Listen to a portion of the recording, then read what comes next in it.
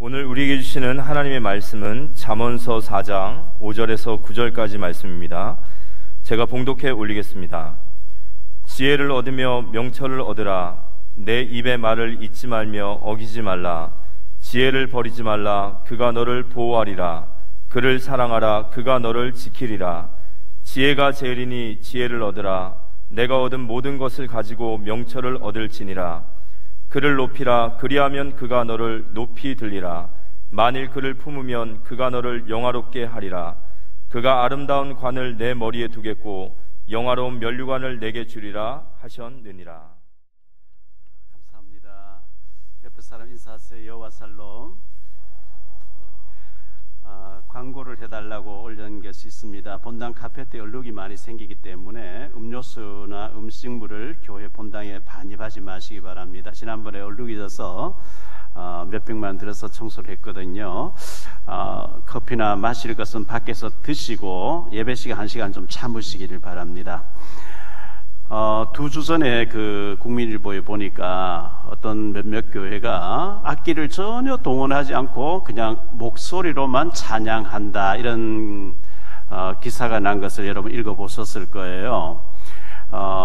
그런데 시편 98편과 100편 같은 데 보면 악기를 동원하고 수군과 비파와 호각 소리도 내면서 손뼉 치며 춤추며 찬양하라, 이렇게 돼 있어요. 그래서 굳이 악기를 다 이제 배제하고 목소리로만 찬양할 필요는 저는 전혀 없다고 생각하고 있습니다. 찬송 부를 때 치유의 역사도 일어나고 흑암이 무너질 줄 믿습니다.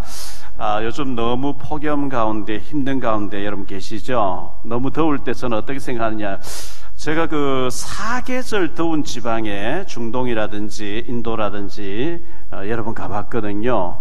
1년 내내 이렇게 덥다는 거예요. 얼마나 힘들까요? 우리는 좀 더운가 싶으면 시원해지고 시원한가 싶으면 겨울 되오고 금방금방 계절 지나가기 때문에 너무 덥지만은 며칠이면 또 시원해진다, 또 며칠 있으면 또 겨울에 추워진다, 이렇게 생각하시면서 지금의 더위를 잘 이겨내시기를 바랍니다. 이번 주간 렘넌트 리더 수련회가 있었고, 이번 또 다가오는 주간에는 렘넌트 대회가 있습니다. 우리 자녀들이 말씀 받고 신명기 6장 4절로 9절에 언약이 각인되는 시간 될 수 있도록 우리 부모님들이 많이 신경 쓰시고, 아이들이 복음의 말씀 붙잡을 때 잘못 각인된 것들이 치유되어지고 영원한 응답을 받게 됩니다.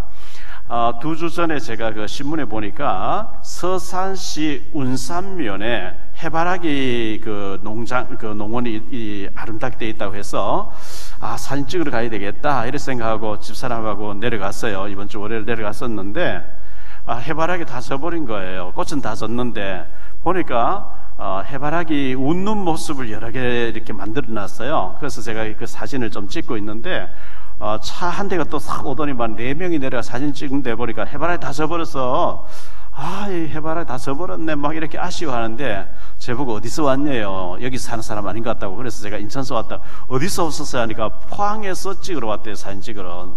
포항에서 서산까지 왔으니 얼마나 멀겠어요. 그런데 꽃은 다 졌는데, 그래서 제가 저쪽에 가보라고 해바라기 웃는 모습들을 여러 가지 만들어 놨다고 가보라 하니까 아주 좋아하시더라고요. 해바라기가 해를 바라보듯이 우리는 주바라기가 되어야 될 줄 믿습니다. 계속 주님 바라보면서 주님의 시선이 집중되어 있는 곳에 나의 시선이 집중되고, 주님의 관심이 집중되어 있는 곳에 나의 관심이 집중하면 됩니다. 역대하 20장 12절에 여호사밧 임금님이 하는 얘기가, 우리 하나님이여, 우리는 그들은 징벌하지 아니하시나이까 우리를 치러 오는 이 큰 무리를 우리가 대적할 능력이 없고 어떻게 할 줄도 알지 못하고 오직 주만 바라보나이다 하고. 여러분은 무엇을 바라봅니까? 세상을 바라봅니까? 오직 주님만 바라보게 되시기를 바랍니다. 주만 바라볼지라 그랬잖아요. 전 세계 인구가 현재 79억 5,400만 명이라고 통계가 나와 있습니다. 올 연말이 되면은 약 80억쯤 된대요. 80억. 지금 현재 79억 5,400만 명. 기독교 인구가 얼마냐 하니까 가톨릭과 정교회 9세군까지 다 포함하면 25억 7천쯤 되는데, 순수하게 개신교는 5억 5억 명쯤 된다, 이렇게 통계가 나와 있습니다. 80억 중에 5억 명의 기독교인들. 그런데 마태복음 25장 1절로 13절에 보면 예수님 재림이 오실 때 교회 안에 예수님을 신랑으로 신부, 성도들을 신부로 표현했는데 10명의 처녀가 있으면 5은 진짜고 5은 가짜이기 때문에 5은 데려가지면 5은 데려가지 않는다, 이렇게 표현되어 있어요. 5억 명 중에서 2억 5천만 구원을 받았고 나머지는 절반 정도는 구원 못 받고 그냥 따라다녀 주는 사람들이 절반이라고 생각되어질 때에 2억 5천은 굉장히 중요한 사람인데요. 그 2억 5천 명 중에서도 선대의 크리스찬으로서 교회 그냥 왔다 갔다 하는 사람이 대부분이거든요. 마태복음 16장 13절로 20절까지 보면 예수님께서 사람들이 나를 누구라 하냐 이렇게 물으셨어요. 세례 요한이랍니다. 엘리야라고 합니다. 예레미야라고 합니다. 선지자 중에 하나라고 합니다. 예수님을 세례 요한같이 알면 정의운동, 개혁운동 하는 거예요. 엘리야같이 알면 불 받아야 된다, 신비를 체험해야 된다, 불 받자 이렇게 하는 사람들이에요. 예레미야같이 알면 박해운동, 도와주는 운동, 구제운동을 열심히 하는 사람이죠. 선지자같이 알면 경건운동 하는 것인데 그게 다 필요한 것들인데 그리스도를 희미하고 복음을 희미하면서 그런 것을 너무 열심히 하면은 구원이 없어요. 그걸 보고 섞은 복음이라 그래요. 대강 예수, 닮은 예수, 비슷한 예수, 흉내낸 예수. 절대 세례 요한 아닙니다. 엘리야같이 아닙니다. 에레미야 아닙니다. 주는 그리스도시요 살아계신 하나님의 아들로 믿어지시기를 바랍니다. 예수님이 그리스도로 믿어지는 자, 베드로 고백했던 것처럼 시몬 베드로 이르되 주는 그리스도시요 살아계신 하나님의 아들이십니다. 예수님이 그리스도로 고백되어지면 예수님께서 말씀하시죠. 예수께서 대답하여 이르시되 바 요나 시모나, 요나의 아들 시모나, 네가 복이 있도다. 이를 네게 알게 한 이는 혈육이 아니고 하늘에 계신 내 아버지시니라. 내가 이 반석 위에 나를 그리스도로 알아보는 그 믿음 위에 그리스도가 정확하게 이해가 되어지면 반석같이 될 줄 믿습니다. 내가 이 반석 위에 내가 내 교회를 내가 세우겠다. 예배당 건물 세운다는 얘기 아닙니다. 오늘 보면은 구원받을 사람을 내가 네게 붙여주겠다. 네가 예수님이 그리스도시면 얘기할 때 내가 그 사람 마음을 움직여서 내가 그 사람을 구원받게 하겠다 그랬거든요. 그래서 전도를 하는 게 되어진다. 그래서 또 내가 네게 이르노니 너는 베드로라. 내가 이 반석에 내 교회를 세우고 음부의 권세가 너를 이기지. 이 사탄 마귀의 음부의 권세가 예수님이 그리스도 되심을 정확하게 고백하고 누려질 때 꺾일 줄 믿습니다. 음부의 권세가 너를 이기지 못할 것이요 내가 천국 열쇠를 네게 주리니 네가 땅에서 무엇이든 매면 하늘에서도 메어지고 네가 땅에서 풀면 하늘에서 풀려지리라. 이 엄청난 그리스도가 매 순간 고백되어지고 확인되어지고 발견되어지고 체험되어지고 누려지게 되시기를 예수 이름으로 축원합니다.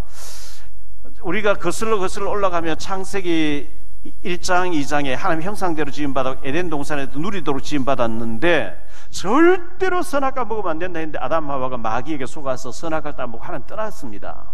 하나님, 선 대신 하나님과 살아야 되는데 악이 되는 선악과를 따먹고 악이 되는 마귀를 따라가 버렸기 때문에 그때부터 인간에게는 원죄라고 하는 하나님 떠난 죄, 하나님 떠난 저주 가운데서 마귀에게 장악돼서 운명 사주팔자 가운데 지옥을 가야 되는데 창세기 3장 15절에 우리 하나님께서는 언약을 주셨습니다.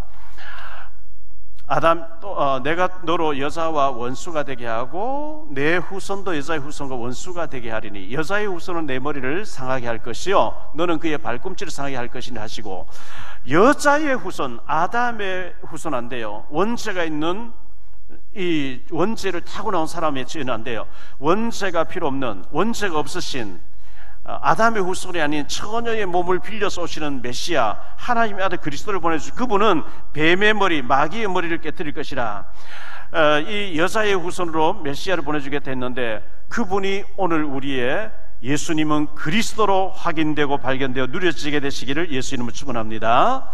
성경 말씀은 요한복음 20장 31절 말씀처럼 왜 기록했냐? 예수께서 하나님의 아들 그리스도심을 믿고 구원받으러 기록했다 그랬거든요. 우리는 예수님이 그리스도 되심을 믿고 구원받았어요. 구원받았으면 너 혼자 룰루랄라 신앙생활 잘하다가 천국에서 만나자, 그게 아니고 증거를 줄 테니까, 내가 너와 함께 하는 증거를 줄 테니까, 그 복음을 모르고 구원 못 받고 지옥을 향해 가고 있고 운명 사주팔자 귀신 성경에 있는 사람에게 복음을 전해서 증거로, 증인으로 서서 증거를 얘기해서 그 사람을 건져내고 구원받게 하라. 그게 주님의 명령입니다. 그게 약속입니다. 우리가 성령 충만 받고 임마누엘 누리고 있으면 자꾸 주님이 나와 함께 하시는 증거가 옵니다. 그 증거를 얻으면 증거 없는 사람 볼 때 운명 사주팔자 속에 굿하고 막 시달리고 고통스러워 괴로워하고 하는 사람에게 복음의 말씀을 전하는 거, 빛을 비춘다는 거거든요. 여호수아 갈렙이 축복받았잖아요. 이스라엘 백성들이 애굽에 430 노예 생활하다가 애굽에서 나왔는데 출애굽기 12장 37절에 보면 남자 장정이 60만 명 가까이 나왔다. 그럼 여자와 노인네들과 어린아이는 숫자에 안 들어갔어요. 여자와 어린아이와 노인네들이 다 포함되어지면 적어도 200만이라고 모든 신학자들은 추산합니다. 200만 명이 애굽화가 돼버린 거예요. 애굽에서 400년 동안 살다 애굽화가 돼버린 거예요. 불신앙화가 돼버렸어요. 세속화가 돼버렸어요. 자꾸 돌아가자는 거예요. 애굽에 가서 노예생활 하자는 거예요. 그런데 여호수아 갈렙이 뭐 특별한 걸 한 게 아니고, 여호수아 갈렙은 달랐어요. 창세기 12장 7절에 하나님께서 이 땅을 네 후손들에게 주겠다 그랬거든요. 네 후손들 가운데 메시아가 오게 될 것이고 이 땅을 준다. 여호수아 갈렙은 준다 안 했냐? 창세기 12장 7절을 볼까요? 여호와께서 아브라함에게 나타나 이르시되 내가 이 땅을 네 자손에게 주리라 하신지라. 주겠대요. 여호수아 갈렙은 그걸 믿은 거예요. 우리는 저곳에 가서 메시아 왕국을 이루고 세계에 알려야 된다. 뭘 특별한 게 아니고 그 약속을 붙잡았는데 여호수아 갈렙만 들어가고 40년 동안 다 죽고 광야에서 태어난 2세들만, 애굽을 모르는 2세들만 들어가게 되거든요. 이걸 보고 언약을 붙잡았다 그래요. 여러분은 언약을 붙잡은 믿음의 사람 되시기를 축원합니다. 언약 가지고 있는 사람에게는 주님이 찾아와서 역사해요. 따라다니면서 응답하셔요. 왜? 언약을 붙잡고 있으니까.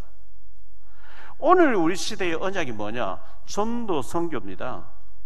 북한 복음화, 237 나라, 5천 종족, 이게 전도 선교하는데 언약 붙잡은 자, 뭘 우리가 하는 게 아니고 그걸 붙잡은 자에게 하나님 와서 역사하시는 거예요. 자꾸요. 왜? 해야 되니까.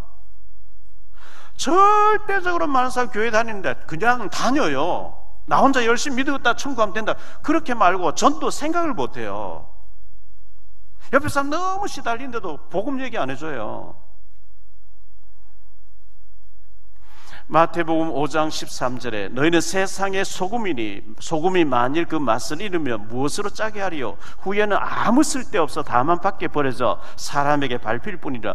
전도 선교를 위해서 주님은 지구를 돌리고 계시고, 마태복음 24장 14절 더 이상 전도 받을 사람 없으면 주님 재림에 오시겠다 했는데, 전도 선교 때문에 지구가 돌고 있는데 전도 선교에 관심이 없고, 주님이 죽으시고 부활하셔서 내가 하늘나라의 보좌에 가서도 성령 너희와 함께 하면서 너희를 통해서 증인되게 할 것이고 전도 선교되게 하겠다, 그걸 붙잡고 그 언약 속에 내가 있어야 되는데 거기에 관심을 안 뒀다. 소금이 맛을 잃은 거예요. 자, 성경 역사 보세요.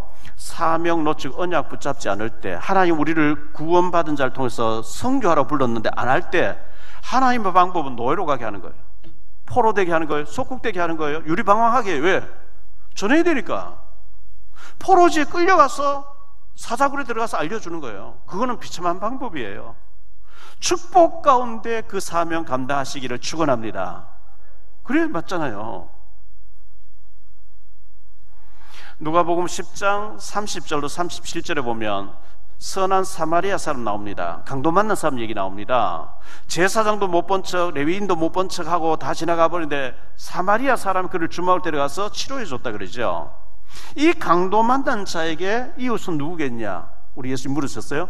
그 율법 교사가 사마리아 사람 그 도움을 준 사람 갔으면 가서 너도 그와 같이 해라. 우리 주변에 우리가 운전해 가다가 교통사고 나고 사람 피 흘리고 있으면 신고해주고 막 병원 데려가는 정상이고, 아파트에 우리 옆집에 불이 나 있으면 문 두드려주고 119 부르는 게 정상인 것처럼 우리 주변에 육신적인 강도가 아닌 영적인 강도를 만나서 하나님 모르고 우상 숭배하면서 귀신 섬기고 너무 고통당하고 구타하고 저만하고 괴로워하는 사람을 보고도 가만히 내버려두면 안 되는 거예요. 그 사람에게 영의 세계, 하나님 만나는 길, 예수님을 믿어야 되는 복음을 알려주는 것이 영적인 강도 만난 자에게 우리가 증인으로 서는 거거든요. 그래서 우리가 기도하고 있으면 하나님이 그 갈급한 영혼, 예비된 사람, 복음 받아야 될 사람 만나게 해주십니다. 그 사람에게 지체 말고 우리가 복음을 전하고 또 자료를 전달하고 해서 증인으로 우리가 서야 되는 축복이 있게 되기 바랍니다. 오늘 말씀을 가지고 세 가지로 말씀드리려고 합니다. 첫째, 지혜와 명철을 얻으라, 이렇게 말씀하고 있어요. 지혜와 명철을 얻으라. 갈라디아 첫 번째로 보니까요, 하나님을 경외할 때에 지혜를 얻게 됩니다. 하나님을 경외해야 됩니다. 잠언 1장 7절에 보면 여호와를 경외하는 것이 지식의 근본이거늘 미련한 자들은 훈계를 멸시한다 그랬어요. 하나님을 멸시하는 거예요. 하나님을 경외하고 모든 것을 하나님 앞에서, 하나님 보고 계셔, 하나님이 두려워, 늘 하나님을 사랑하고 하나님 의지하고 하나님 경외하는 것이 지식의 근본인데, 미련한 자들은 지혜를 멸시한다. 하나님 멸시한대요. 뭐 하나님 계셔? 예, 하나님을 무시하는 거예요. 잠언 9장 10절에 여호와를 경외하는 것이 지혜의 근본이요 거룩하신 자를 아는 것이 명철이니라, 이렇게 말씀하고 있어요.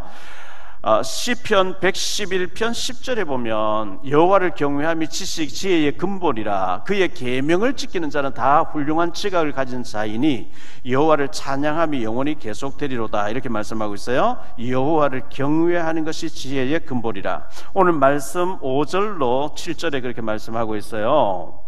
지혜를 얻으며 명철을 얻으라. 내 입의 말을 잊지 말며 어기지 말라. 지혜를 버리지 말라. 그가 너를 보호하리라. 그를 사랑하라. 그가 너를 지키시리라. 지혜가 제일이니 지혜를 얻으라. 내가 얻은 모든 것을 가지고 명철을 얻을지니라, 이렇게 말씀하고 있어요. 시편 34편 7절에 보면 여호와의 천사가, 눈에 보이지 않는 천사죠, 주를 경외하는 자를 둘러 진치고 그들을 건지시는도다. 대통령과 아주 고위직에 있는 사람들 움직일 때 경호원들이 따라다니면서 보호를 합니다. 여호와의 천사가 여호와를 경외하는 자를 둘러 진을 치고 위기에서 우리를 건져 주시는 줄 믿으시기 바랍니다. 갈라디아 두 번째로요, 지혜 얻기를 기도하라. 성경 이래 돼 있어요. 지혜를 얻기를 기도하라. 열왕기상 2장에서 다윗의 아들 솔로몬이 왕이 됩니다. 다윗의 대를 이어서 이스라엘 나라 3대 왕이 됩니다. 왕이 되고 난 뒤에 솔로몬이 열왕기상 3장에 보면 기브온으로 올라가서 기브온에 천막으로 되어진 큰 산당이, 예배당이 있었어요. 그곳에 가서 다윗이 아침부터 저녁까지 하루 종일 1000번째를 드려요. 양을 잡아서 태워서 없애고 또 태워드리고 계속 해서 1000번 이상 기도하는 거예요. 하나님의 아들 메시아가 이 양처럼 죽어주러 오시기 위해서, 우리 죄를 위해서 대신 죽어주기 위해서 오실 줄 믿습니다. 희생 제사를 드리면서 하나님 앞에 기도를 했어요. 그날 밤에 열왕기상 3장 5절에 보니까요, 기브온에서 밤에 여호와께서 솔로몬의 꿈에 나타나시니라. 하나님이 이르시되 내가 네게 무엇을 줄고 너는 구하라. 1000번째의 기도를 드리고 난 뒤에 하나님께서 내가 네게 무엇을 줄고 너는 구해봐라. 그때 솔로몬이 부귀 영화 주세요, 돈 주세요 하지 않고요, 하나님 종에게 듣는 마음을 주셔서, 저는 어리고 어린아이 같아서 이 많은 백성들을 바르게 인도할 수가 없으니까 듣는 마음을 주시고 바르게 재판할 수 있도록 지혜를 주십시오. 하나님이 솔로몬이 구하는 것이 너무 마음에 들었대요. 네가 부귀 영화도 구하지 않고 오래 살기를 구하지도 않고 원수 멸하기를 구하지도 않고 내가 네게 맡겨준 백성을 바르게 다스리려고 지혜를 구했으니 네가 구하지 않은 이것저것 모든 것 더 보너스 받은 줄 믿습니다. 하나님 마음에 드는 기도를 했더니요, 하나님 구하지 않은 모든 것 더해 주겠다는 거예요. 다니엘과 그의 세 친구가 바벨론의 포로로 끌려갔습니다. 다니엘서 1장 8절에 다니엘 뜻을 정합니다. 다니엘은 뜻을 정하여 왕의 음식과 그가 마시는 포도주로 자기를 더럽히지 아니하리라 하고, 자기를 더럽히지 아니하도록 환관장에게 구하니, 20절에 보면요, 이렇게 뜻을 정했던 이 다니엘에게 왕이 그들에게 모든 일을 묻는 중에 그 지혜와 총명이 온 나라 박수와 술객보다 10배나 나은 줄 아니라 10배나 뛰어난 거예요. 바벨론의 술객들, 박수들, 점쟁이들 모든 지혜를 다 합친 것보다 10배나 뛰어다로 하나님이 다니엘에게 성령 충만 지혜를 줬다는 거예요. 야고보서 1장 5절에 말씀합니다. 너희 중에 누구든지 지혜가 부족하거든 모든 사람에게 후히 주시고 꾸짖지 아니하시는 하나님께 구하라. 그리하면 주시리라. 갈라디 세 번째로 지혜를 얻은 사람들이 있어요. 실제로 이 말씀 붙잡고 기도해서 지혜를 얻은 사람들이 성경에 기록되어 있는데요, 그 중에 대표적인 사람이 창세기 37장부터 나오는 요셉이에요. 요셉이가 감옥에 있다가 술 맡은 관원장이 꿈을 해석해 줬는데, 왕이 꿈을 꾸고 난 뒤에 이 꿈을 알아맞혀서 아무도 못 찾는 거예요. 그때 술 맡은 관원장이 2년 전에 요셉이 자기 꿈 해석해줄 딱 기억이 나도록 만들어가지고 요셉이가 바로 왕 앞에 섰는데요, 창세기 41장 38절에 바로가 그의 시내들에게 이르되 이와 같이 하나님의 영에 감동된 사람 우리가 어찌 찾을 수 있으리요 하고, 요셉이 딱 보니까요, 왕이 꿈을 꾸었는데 앞으로 7년 풍년 든다는 얘기입니다. 그리고 앞으로 7년 또 기근 듭니다. 왕은 지혜로운 장관을 세워가지고 풍년 들었을 때 창고에 잔뜩 저장해놨다가 기근 들었을 때 팔아가지고 나라를 최고하게 만드십시오. 우리가 어디에서 이렇게 하나님 영에 감동된 사람 찾겠냐? 인장 반지를 빼주면서 네가 오늘부터 총리하라 이래야 되잖아요. 그리고 다니엘입니다. 다니엘서 2장 1절로 49절에 보면요, 바벨론의 포로로 끌려가 있었는데 그때 바벨론 왕이 느부갓네살 왕이었어요. 느부갓네살 왕이 꿈을 꾸고 난 뒤에 술객과 박수들, 점쟁이들 다 불러가지고 내가 어제 저녁에 밤에 꿈을 꾼 것을 알아맞히고 해석하라는 거예요. 그리고 많은 술객과 박수들이 와서 왕이 꿈꾼 것을 얘기해 주십시오. 그럼 우리가 해석해 드리겠습니다. 왕이 말도 안 하는데 우리 알아맞힐, 신들의 아들 외에는 알아맞힐 자가 없습니다. 다 몸을 쪼개라 그랬지, 다 죽이라 그랬거든요. 그때 다니엘이 기도해서 하나님 지혜를 얻어서 왕 앞에 섭니다. 왕이 꿈을 꾸었는데요, 왕이 한 신상을 보셨군요.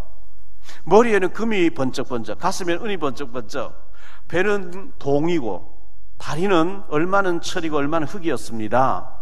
머리는 바벨론 나라 느부갓네살 당신입니다. 당신 시대 지나고 나면 가슴의 나라 헬라라고 하는 메데파사라고 하는 고레스 왕이 일어납니다. 그러고 난 뒤에 배 부분에 헬라라고 하는 나라 알렉산더 왕이 일어납니다. 그리고 다리에는 철이라고 로마가 일어납니다. 벌써 주전 한 600년 경쯤에서 앞으로 로마까지 500년 후에 일어날 일들을 쫙 다 다니엘이 신상을 해석하면서 예언을 하는데 딱 맞아 들어가는 거거든요. 다니엘이 그런 지혜를 얻었단 말이지, 기도하는 가운데. 또 엘리사를 보면요, 엘리사가 열왕기하 6장에 보면 엘리사가 나오는데 아람 왕이 신하들 참모회의를 하면서 얘기합니다. 우리가 이스라엘 나라를 침략하겠다고 작전을 세우면 어떻게 해서 저 이스라엘 나라를 먼저 알고 대비를 하느냐? 틀림없이 내 신하들 중에 이스라엘 왕하고 내응된 자 간첩이 있다, 찾아내라. 그때에 열왕기하 6장 12절에 신하가 얘기합니다. 그 신복 중에 한 사람이 이르되 우리 주 왕이여 아니로소이다. 오직 이스라엘의 선지자 엘리사가 왕이 침실에서 하신 말씀을 이스라엘 왕에게 보아나이다 하는지라. 아람 왕이 침실에서 주고받는 얘기, 은밀한 얘기, 신하하고 주고받는 얘기를 엘리사는 다 알고 이스라엘 왕에 얘기해주고 있다는 거예요. 이런 지혜는 하나님이 주시는 지혜인 줄 믿으시기 바랍니다. 하나님을 경외할 때 이런 축복을 주세요. 두 번째로 생각할 말씀은요, 하나님을 높이라, 이런 제목으로 말씀드리려고 합니다. 하나님을 높이세요. 갈라는 첫 번째로 그를 높이라, 그리하면 그가 너를 높이 들리라 그랬어요. 오늘 말씀 8절에 보면 그 나옵니다. 그를 높이라. 그리하면 그가 너를 높이 들리라. 만일 그를 품으면 그가 너를 영화롭게 하리라. 나 자신을 높이려고 막 애쓰지 마세요. 하나님을 높이면 하나님이 너를 높여준다 그랬거든요. 창세기 41장 15절로 16절입니다. 바로가 요셉에게 이르되 내가 한 꿈을 꾸었으나 그것을 해석하는 자가 없더니 들은즉 너는 꿈을 들으면 능히 푼다 하더라.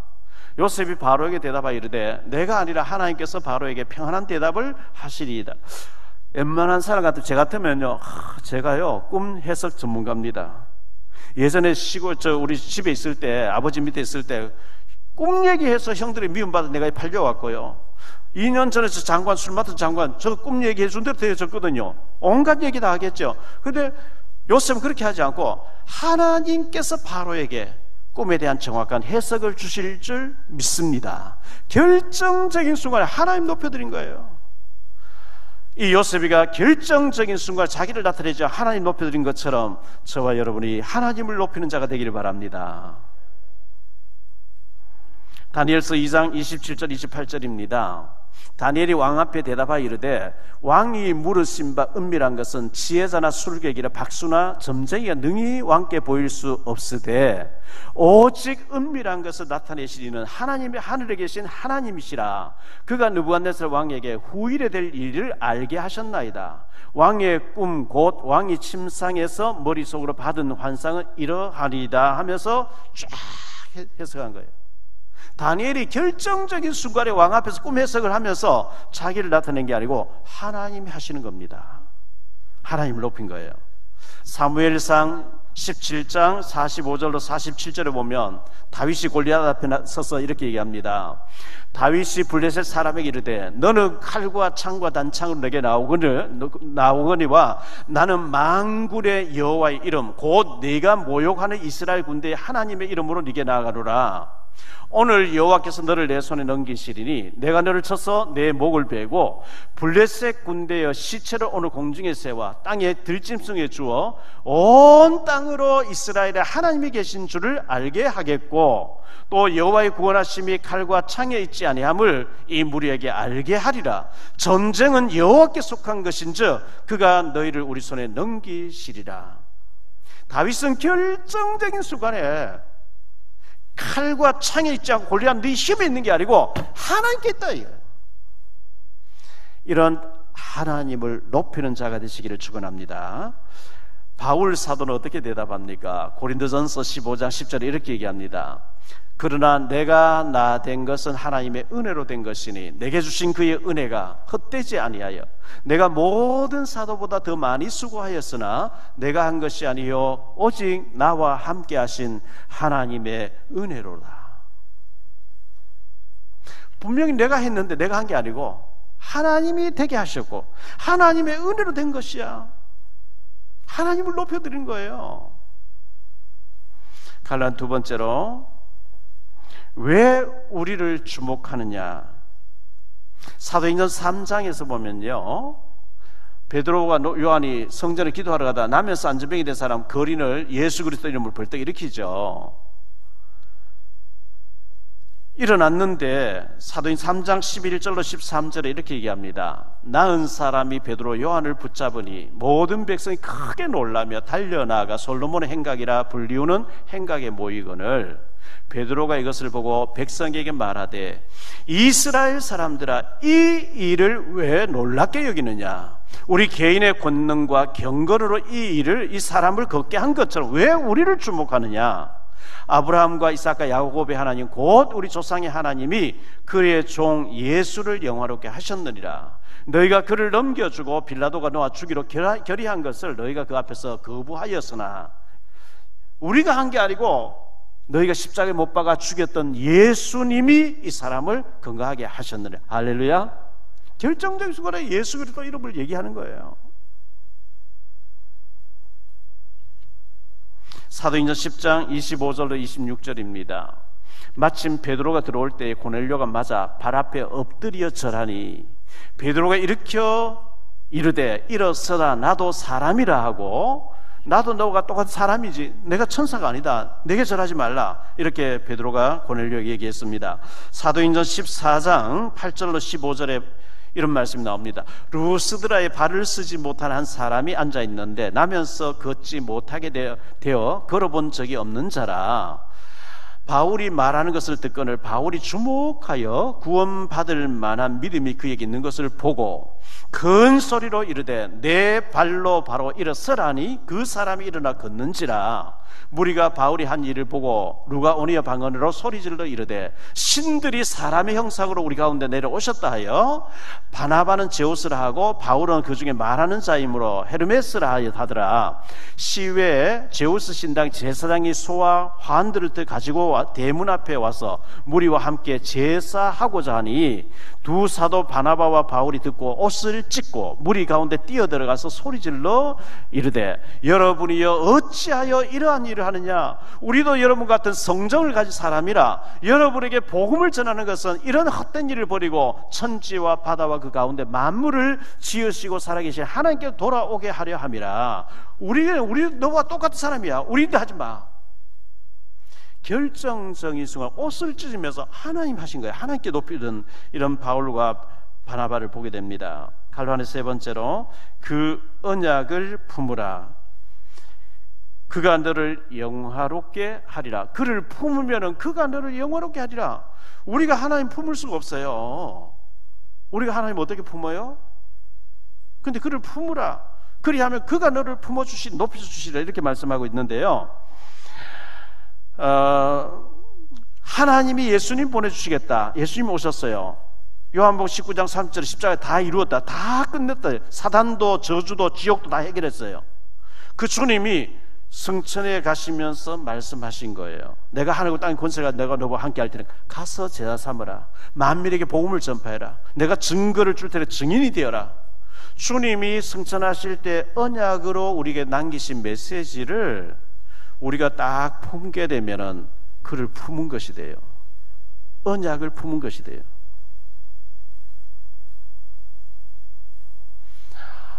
저는 오늘 이제 여기 예배 마치고 송도 지교회 가서 예배 드리고 송도 교육관 오늘 이제 오픈 예배를 드리고 또 송도 당회 잠깐 하고 와서 또 신방 한 군데 하도록 뭐 스케줄이 약속이 돼 있어요. 그 약속에 따라서 제가 움직입니다. 하나님의 언약의 말씀을 품은 자에게 하나님은 약속에 따라서 응답하실 줄 믿습니다. 그를 품으라. 우리가 하나님을 어떻게 품어요? 예수님이 남기신 메시지를 못이 박히듯이 이사야 22장 22절로 24절에 단단한 곳에 못을 딱 박아 놓으면 가방도 걸 수 있고 옷도 걸 수 있는 것처럼 이스라엘의 축복이 걸린다 그랬어요. 우리가 하나님의 약속의 말씀을 신비에 못이 박히듯이 딱 품으면 하나님의 응답이 올 줄 믿습니다. 그를 품으라. 그래야 하면 그가 너를 영화롭게 하리라. 영화롭게 되는 방법이 하나님의 약속의 말씀을 언약으로 품은 거예요. 그게 세 번째로 생각할 말씀입니다. 결과입니다. 우리가 약속을 품은 결과, 주님을 높인 결과, 하나님을 높이고 하나님을 품은 결과, 약속의 말씀을 품은 결과, 예수님을 높이고 예수님의 명령을 붙잡은 품은 자에게 어떤 결과가 올까요? 첫째, 아름다운 관을 주리라 말씀했습니다. 9절 말씀에 그가 아름다운 관을 내 머리에 두겠고, 1992년 8월 10일 날 제25회 스페인 바르셀로나 올림픽 마라톤에서 황영조 선수가 마라톤 1등으로 들어온 거예요. 승리의 월계관을 썼죠. 2년 전에 TV조선에서 미스터 트롯 임영웅이라는 사람이 1등을 하면서 왕관을 쓰더라고요. 원래는 박창근이라는 사람이 또 이제 되는 걸 봤습니다. 미스 코리아 될 때 보면 미스 코리아 진된 사람은 멸관을 쓰잖아요.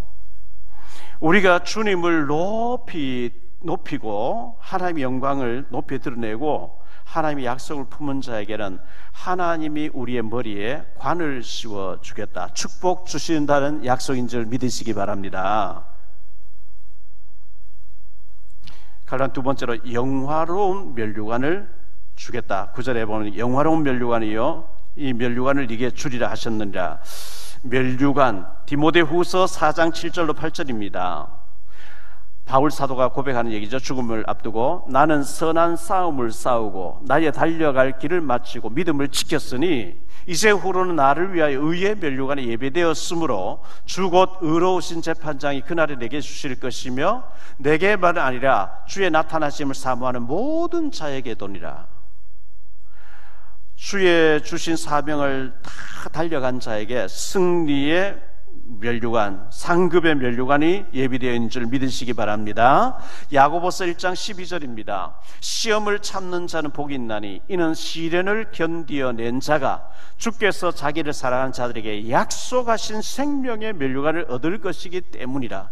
여러분, 시련, 시험 막 괴로워하지 마시고 그걸 믿음으로 잘 이겨나면 주님이 예배해 놓으신 생명의 면류관을 주신대요. 상급을 주신대요. 베드로전서 5장 3절로 4절입니다. 맡은 자들에게 주장하는 자세를 취하지 말고 양무리의 본이 되라.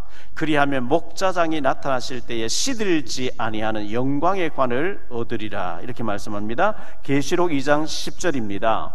너는 장차 받을 고난을 두려워하지 말라. 볼지어다 마귀가 장차 너희 가운데서 몇 사람을 옥에 던져 시험을 받게 하리니 너희가 10일 동안 환난을 받으리라.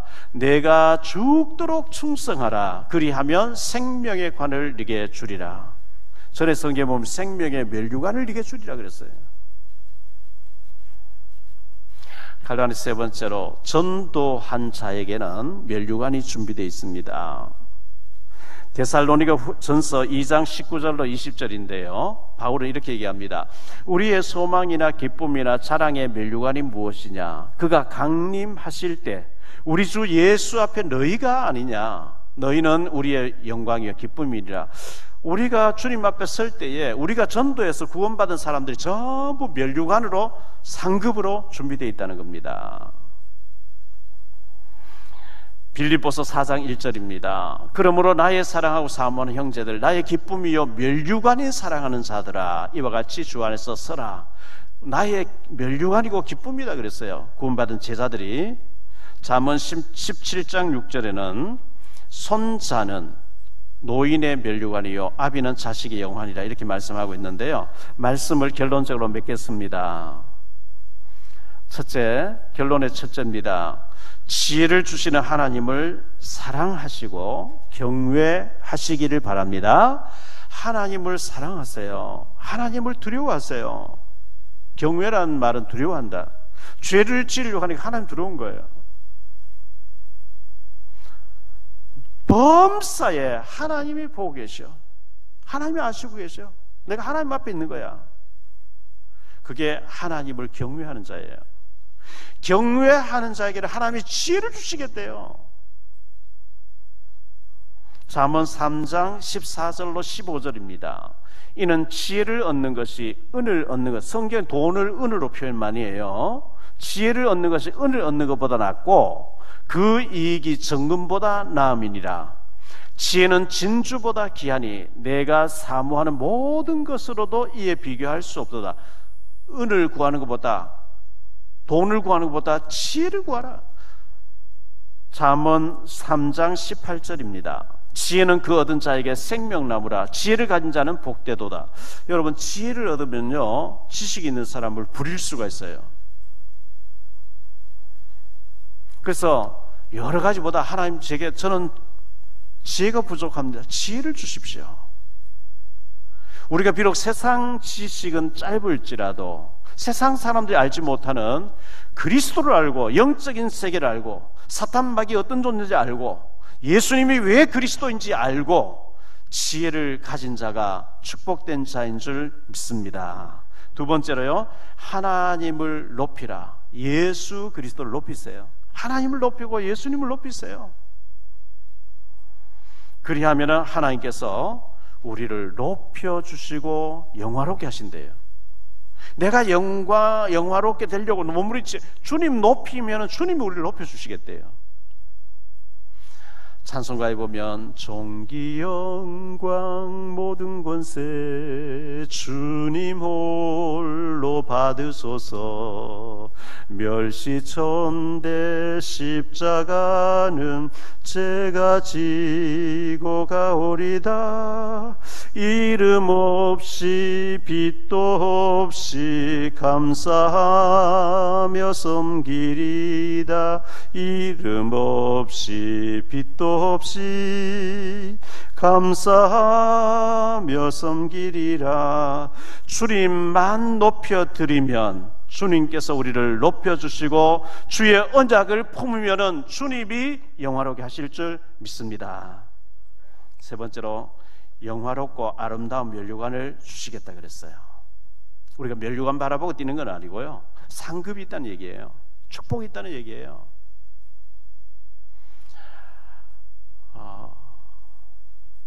8절 말씀, 9절 말씀, 그를 높이라, 그리하면 그가 너를 높이 들리라. 만일 그를 품으면 그가 너를 영화롭게 하리라. 그가 아름다운 관을 내 머리에 두겠고 영화로운 면류관을 내게 주리라 하셨느니라. 주의 약속의 말씀을 언약으로 딱 품으면 주님을 품은 것이 돼요. 주님이 그 사람을 찾고 계신 줄 믿습니다.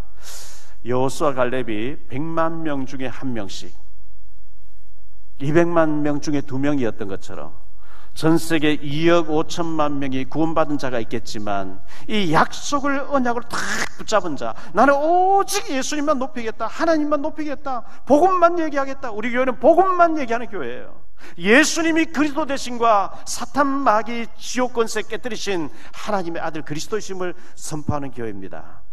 주님이 기뻐하시고 축복하실 줄 믿습니다. 우리 모두 하나님 앞에 존귀하게 주님이 높여주시고 주님이 품어주시는, 주님이 면류관을 주시는 축복된 언약의 증인들 다 되시기를 예수 그리스도 이름으로 축복합니다. 기도합니다. 주님 감사합니다.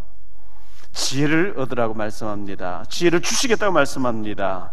하나님을 경외할 때 지혜와 명철을 주시겠다고 말씀했습니다. 늘 하나님을 사랑하고 하나님을 경외하는 자가 되어질 수 있도록 우리에게 은혜를 더하여 주옵소서. 그를 높이라, 그리하면 그가 너를 높이 들리라. 그를 품으라, 그가 너를 영화롭게 하리라. 그가 네게 생명의 면류관을 주리라 말씀했습니다. 이 말씀 붙잡고 한 주간도 계속 주님 말씀을 묵상하며 주님을 높여드리며 주님의 증인되는 우리들 되어지게 하옵소서. 주 예수 그리스도 이름으로 축복하며 기도하옵나이다.